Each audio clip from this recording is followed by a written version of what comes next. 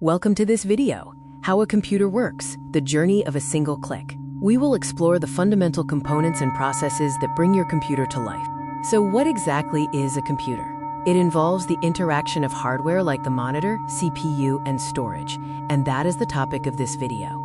A computer is a machine that takes input, processes it, stores data, and produces output. Input devices include the keyboard and mouse. The CPU handles processing, while RAM and disk store data. Finally, output is delivered through devices like the monitor and speaker. The flow is simple. You provide input, such as pressing a key. The input is sent to the CPU for processing, and the CPU sends an output to the screen, causing it to respond. Let's explore the main components. The CPU is the brain, RAM is the short memory, storage is the long memory, and the GPU handles graphics. Our first main part is the CPU, the central processing unit, which is essentially the brain of the computer. The CPU runs every instruction. It performs math operations like adding and subtracting, and logic operations, such as making decisions and branches. These operations happen billions of times per second. The CPU cycle for every instruction involves 3 steps. First, fetch the instruction. Second, decode what it means. And third, execute the action. More CPU cores mean more work can be done in parallel. The speed of the CPU is measured in gigahertz, or billions of cycles per second. Technologies like hyperthreading or simultaneous multithreading can double the threads, allowing for more tasks. The second main part we will discuss is RAM, the computer's short-term memory. Random access memory holds the data the CPU is currently using. RAM is fast, accessing data in nanoseconds. However, it is volatile, meaning data is lost when the power is turned off. Think of RAM as your desk. It's small, fast, and holds work in progress. Storage, like your drawer, is huge, slower, but keeps everything long-term. How fast is RAM? RAM is significantly faster than storage, about 100,000 times faster than a hard disk drive. Smaller access times mean faster speeds, with RAM in nanoseconds, SSD in microseconds, and HDD in milliseconds. Our third main part is storage, which serves as the long-term memory for all your files, applications, and the operating system. Storage options include the traditional hard disk drive, or HDD, which uses a spinning platter and is cheap, slow, and mechanical. The solid-state drive, or SSD, uses flash memory and is fast with no moving parts.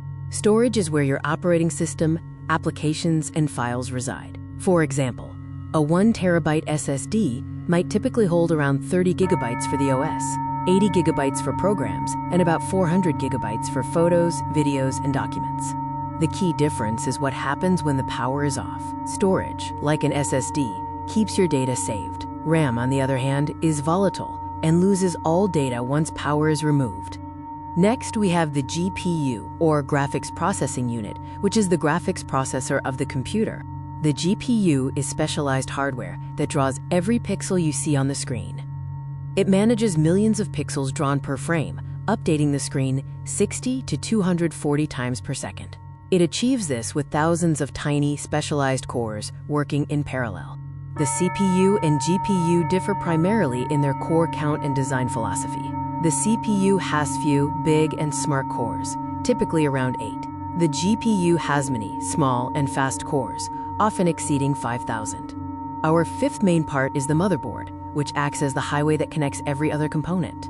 The motherboard is where every part plugs in and communicates through buses. This includes the CPU socket, RAM slots, storage interfaces like SATA, and expansion slots such as PCIe for the GPU.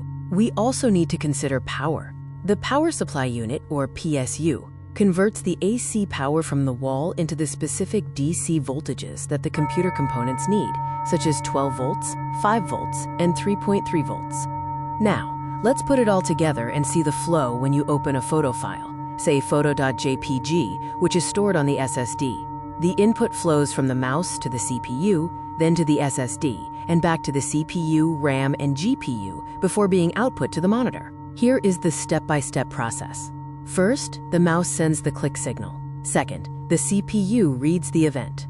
Third, the OS asks the SSD for photo.jpg. Fourth, the file is loaded into RAM. Fifth, the CPU decodes the JPEG. Sixth, the GPU renders the pixels. Finally, The monitor shows the image. Underlying all these processes is binary code. A computer fundamentally only understands 0 and 1, representing off or low power and on or high power states. These transistors flip between these two states billions of times per second.